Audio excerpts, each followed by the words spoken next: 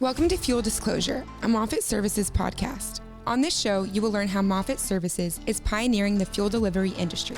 From fuels and lubricant product news, to stories from the community, to recent industry trends with subject matter experts.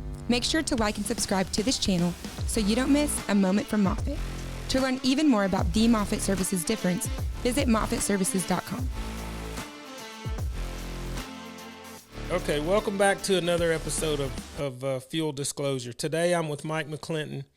I'm your host, Fred Whitfield, and we're going to dive into tank discussions. How's it going, Mike? It's going good, Fred. Thanks for asking, buddy. Let's start at the beginning. How long have you worked for Moffitt? I started working with Moffitt around 1993. I remember I was trying to get Roy to hire me. I wanted to go outside sales for him. And finally, he gave me a shot. And then I tell you, it was scary at first. I thought it would be easy because I love to talk. And I said, just go out and talk to people and try to get business. And, once I started doing it and got in the flow, and I realized this is what I wanted to do because I love to talk. And I remember Roy and Donnie used to always tell me, just go out. Tell people who you are and what you're doing and just ask for the business. It's that simple. And just find out what their needs are. Started doing that, and next thing you know, I never really wanted to do anything else. I got you. So, and kind of like myself, I've done several different aspects of the company. I've been around the Moffitts my whole life, watched the boys grow up. And right. I actually done fuel deliveries before I done anything else, fuel, lubes, the whole 9 yards. And so if you work for Moffitt or Moffitt companies, you're pretty expendable. And that meaning you do just about whatever that needs to be done. I'm not always sold. I've done pretty much everything here. And I remember even during storms, we were talking about this earlier during, I believe it was Ike. And Roy said, you want to come help me pull a hose? I'm going to drive a truck. So we're out delivering fuel. The generators. And I remember Joanne, his mama, packing our lunch every morning. And so, yeah, everything at Moffitt I've pretty much done as well. Getting thrown into dispatch during times of need. Right. Which, that's tough. I can honestly say that's one part of it that I haven't done. Is the dispatching. Oh, man. That's routing trucks all over frickin' Texas, Oklahoma, Louisiana, especially during, we've had some storms here lately. Didn't have a storm last year, but we had storms the previous years. And at times, I believe we were doing close to 500 stops a day. Does that sound right? You're talking about storms. It's like the one we had in the mid-'90s, and I remember Roy come to me one day and he said, "Hey, can you dispatch?" I said, "No." He said, "We need Scooter out of the truck." And I'm like, "Oh, no." I said, I'll help you organize it." He goes, "Well, you're dispatching now." And it's like, we went from 60 stops to, I think, almost 600 stops overnight. And wow. We had some great drivers out there, though. We had, Scooter and Dale and Kirby and Greg and I don't know, Brent. There was so many of them. They made my job easy, And that's the thing about Moffitt. We concentrate on core business every day, right? And people always say, what makes y'all special during an emergency, right? Right. But I think that the way we do our core business every day is what helps us be great during an emergency because we treat core business like emergency. Right. We're going to get there ASAP, whether it's a generator that's down or just a job site that needs to be fueled. Right. And yeah, that dispatching, that's a tough job.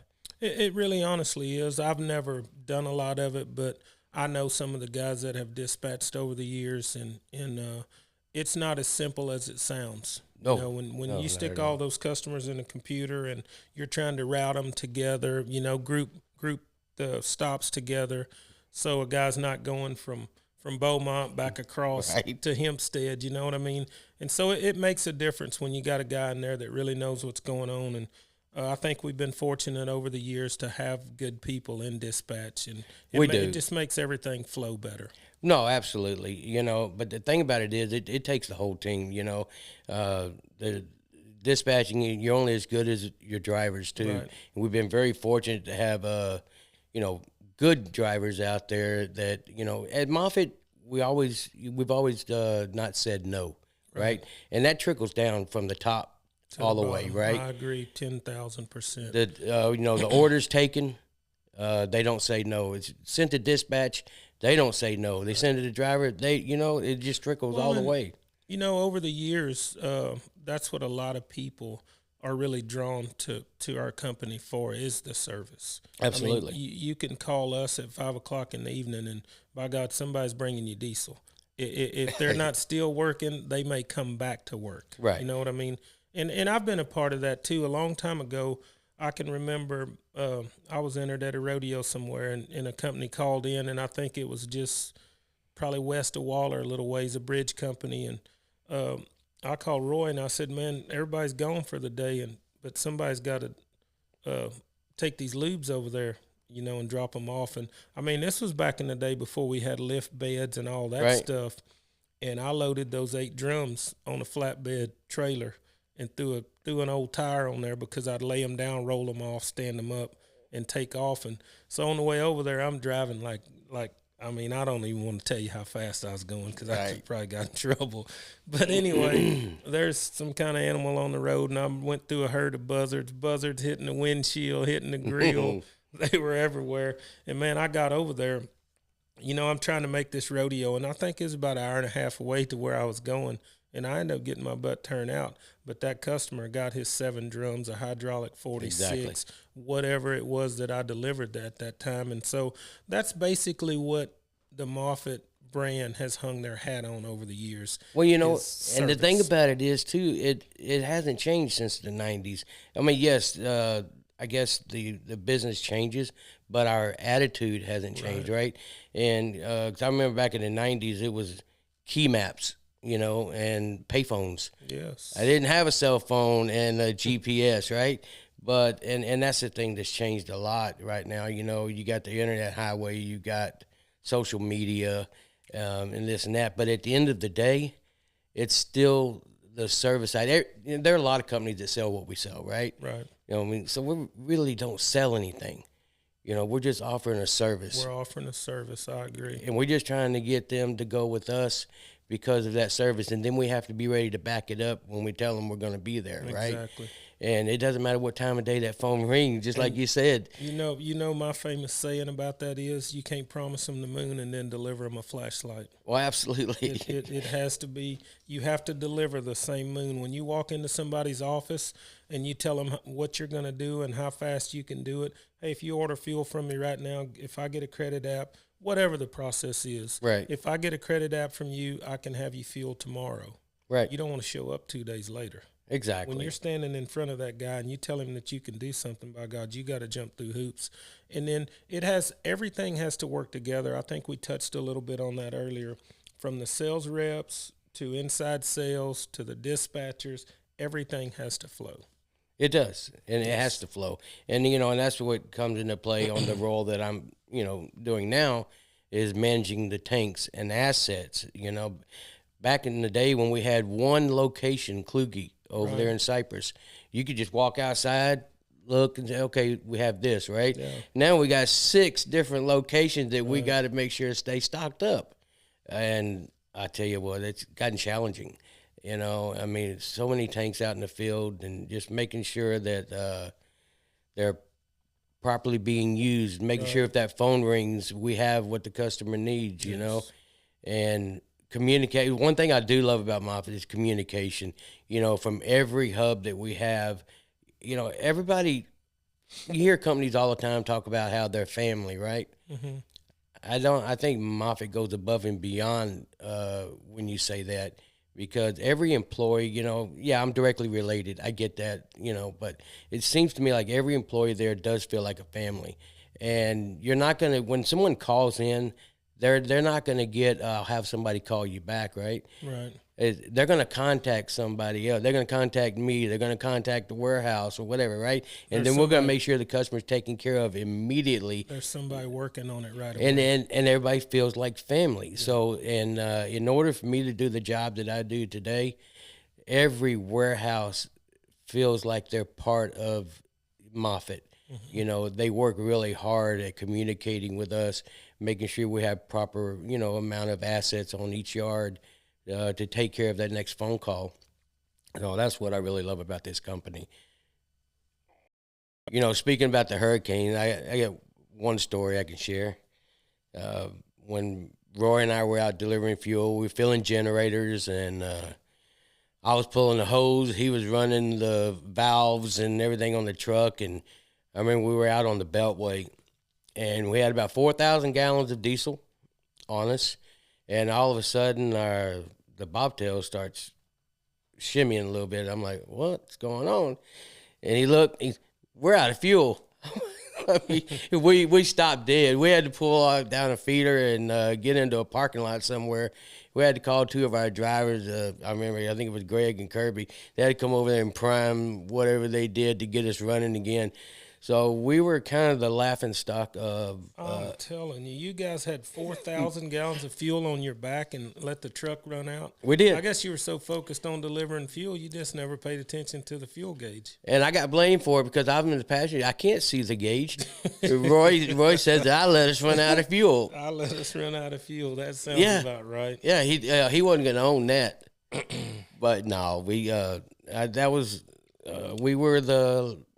got laughed at a little bit about that. Yeah. You know, we just ran smack out of fuel and trying to get to generators.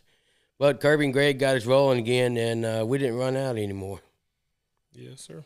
I know that's the one thing that about this company, man. It's all hands on deck, and especially, during storm season, whether it's in Florida, whether it's in Texas, Louisiana, North Carolina, it doesn't matter. Moffitt will saddle up and go wherever you guys need us. You know, the beauty of it is, too, and while we are gone, our core business here keeps running just like it did yesterday. Exactly. So we make sure that we get all hands on deck. We take care of our core customers just like we take care of our storm customers, and that's the beauty of working for this industry, for this company.